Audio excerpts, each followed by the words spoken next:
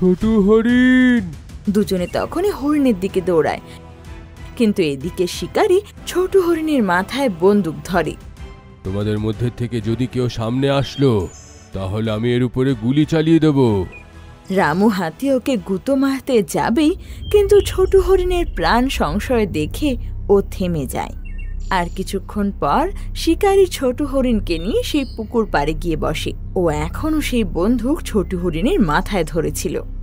যদি কোনো পশু এই পুকুর থেকে জল খেলো তাহলে আমি এই ছোট হরিণকে মেরে ফেলবো। এটা শুনে সব পশুদেরই ওর ওপর খুব রাগ হয়, কিন্তু ওরা অসহায় ছিল। ধীরে ধীরে অনেক পিপাসার্ত পশু সেখানে জমা হতে লাগে। আমাদের খুব তেষ্টা পেয়েছে, কিন্তু আমরা এখান থেকে জল খাবো না। তোমরা আমাকে নিয়ে চিন্তা করো না, আমার একজনের প্রাণ বাঁচানোর জন্য আমি পুরো জঙ্গলের প্রাণ বিপদে দিতে পারি না। তোমরা সবাই জল খেয়ে নিজেকে তৃপ্ত করো। এ যদি আমাকে মেরেও ফেলে তাহলে আমার কোনো দুঃখ নেই তাতে।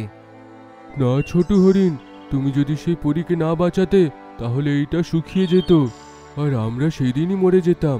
যে আমাদের প্রাণ বাঁচিয়েছে তার প্রাণের বিপদ আমরা কি করে দেখতে পারি বলো? বদমাশ শিকারী, তুমি আমাকে কতদিন বন্দি করে রাখবে? আমি তোমার কি ক্ষতি করেছি?